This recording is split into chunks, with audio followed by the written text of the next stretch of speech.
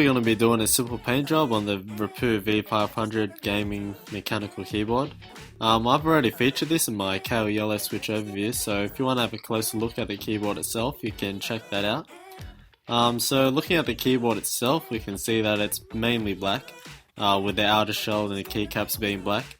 But the metal plate that the PCB and the switches are mounted to is actually quite a bright orange, which also folds up between the function keys and the rest of the keys, which makes it more visible to us. So all I'll do to this keyboard is paint the outer shell a burnt orange color and just leave it at that. So first the disassembly. This is probably one of the more easy disassemblies for a keyboard, but it's very hard to put back together, at least in my experience. All you'll need is a Phillips head screwdriver to take this board apart. If you wanted to take the keyboard apart without washing all the keycaps individually, or you just couldn't be bothered, all you need to do is take away a few keys. First are the left and down directional keys, then the caps lock, right shift, and if you're not sure how to take this off, just wait until after I show you how to take the spacebar off, and then finally the spacebar. So the way that these are stabilized is a bit more simpler than the Co-Star style stabilizers that you see on most Cherry MX mechanical keyboards, and basically it's pretty much easier to take them off. So first what you want to do is remove the C and M key to make this easier, then grab the spacebar on each side and gently pull up until the keycap disconnects itself with the key switch stem. Then just push away from you slightly so that the metal wire dislodges itself from the plastic hooks. And this is the same process for the shift key as well as any other stabilized keys, which are most of the longer keys on the board. So once all these keys are off, you can take the screws out. One thing you also can note is that all the screws are exactly the same size on the whole keyboard, except for the one under the directional keys. But in my case, I'll be taking off all the keys so I can clean and wash them. After taking off all the keys, you can see the metal plate painted orange by the manufacturer, which actually looks quite nice with all the keys off. You can see that there's these two squares above the directional switches. All you have to do is take them off by hand. So now we can take everything out of the shell. Gently turn it over and hold the switches in place so that the internals don't fall out or get damaged.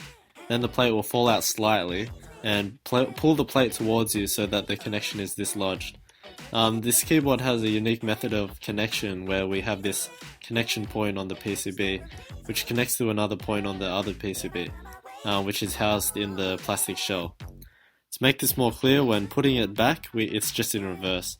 So you just slowly push the plate towards the connection point and then place it down.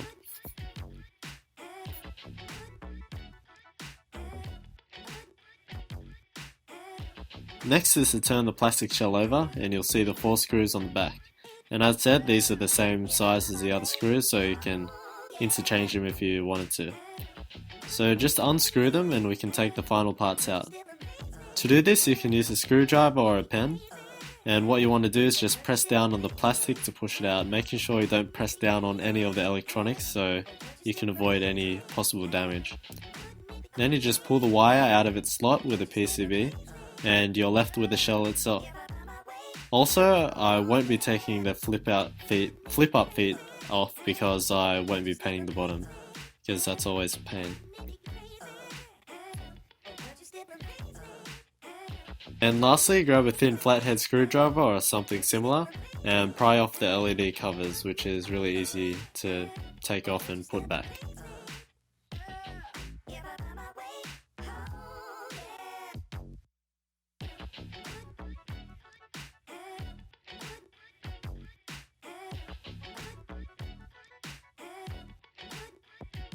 So now we can prep the shell for painting.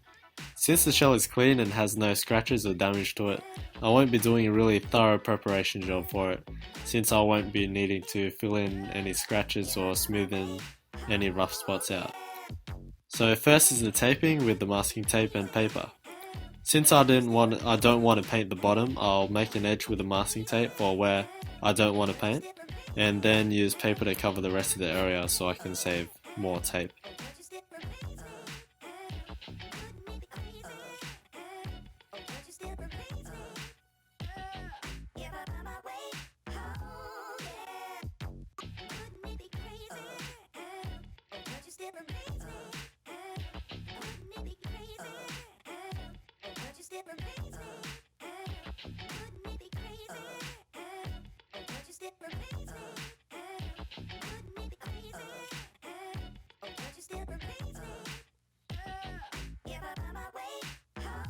For a more even and clean finish, I'll prime the shell. Here I'm using a surface primer. This is not really thick, but it'll fill in the textured surface that the original plastic has.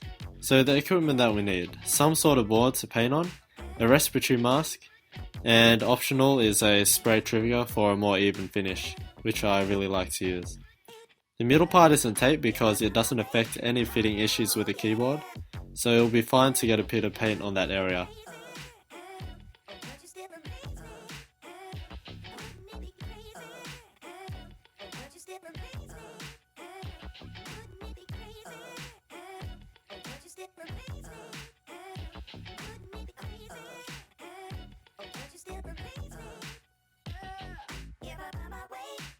After some priming, I'll make it smoother by using some 800 grit wet dry sandpaper, and then put a bit more primer and sand once again. So now it's all ready for the color painting. For this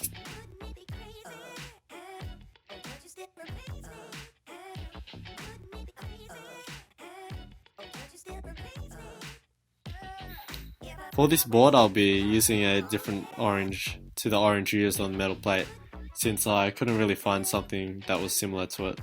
This is a burnt orange from Duplicolor, so this stuff is pretty high quality, and it's especially compared to the cheaper stuff. And this is where I dropped my can and snapped the nozzle and tube thing off. And I got frustrated, so I just decided to stop. And this made the video a 2-part video now, so I'll just upload the rest of it soon.